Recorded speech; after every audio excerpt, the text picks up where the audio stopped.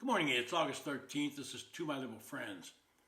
Well, as I've said before, I spent 42 years of my life working in Washington, D.C. All of that time was spent working in and around the Capitol. Worked as a staff member of the U.S. Senate on 2 different occasions, 10 years apart. I never felt unsafe when I was around the Capitol and the congressional buildings. I was safe because of the heavy police presence in those areas. We have the Capitol Police, the Supreme Court Police, the National Park Police, and all that was supplemented by the District of Columbia's Metropolitan Police Department. You could walk anywhere around the Capitol building and not be in fear of any real danger. But I was also aware that you did not wander far from the Capitol, especially at night.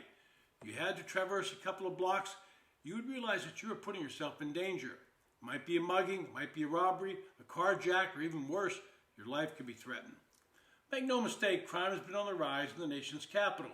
It's typical of all of our large urban cities. Naysayers will point out that violent crime in the district is at a 30-year low, but they fail to mention that the violent crime rate in the District of Columbia remains high compared to other states, and the homicide rate is atypically high. Once again, these are simply statistics, and anyone who has ever dealt with that type of numbers, they realize they're subject to manipulation and interpretation. One of the problems in Washington, D.C. is that many crimes are simply not prosecuted. Even crimes involving weapons are charged at a rate substantially below those of other major cities and what the law calls for. The District of Columbia has become less likely to prosecute minors and young adults, according to one study, and this state leads to lower reported crime rates and at the same time emboldens these young people to commit these crimes. They come to realize they're not going to be punished. All of this has been going on for years and allowed the political leadership of the district to pretend they have crime under control. But when 10 juveniles brutally attacked a former Doge kid, Everett Korstein, in an attempted carjacking and left him beaten and bloody, the crime rate in Washington, D.C. has become a major political flashpoint. It led President Trump to federalize the D.C. Police Department and bring in FBI agents along with the National Guard to patrol the streets of the city. Now, this has upset liberals and Democrats who claimed all this was unnecessary, and they found, no surprise, support for their opposition in the media.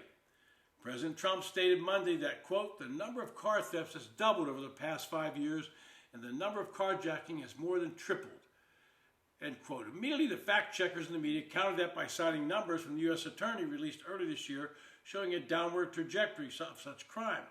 And they were right, but they ignored that Trump referred to the 5-year period and they are still 3 times higher than 5 years ago. It's coming down, but it's still too high.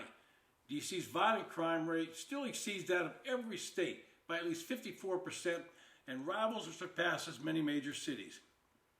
The district politicians, including Mayor Bowser, try to paint an overly optimistic picture of crime, but the city's own police union made strong allegations that department supervisors manipulated the crime data to make it appear that violent crime fell more than it actually did.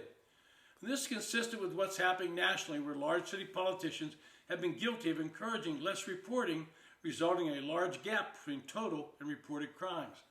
At the same time, when there are fewer arrests and fewer prosecutions, the victims of crime become less likely to report those crimes.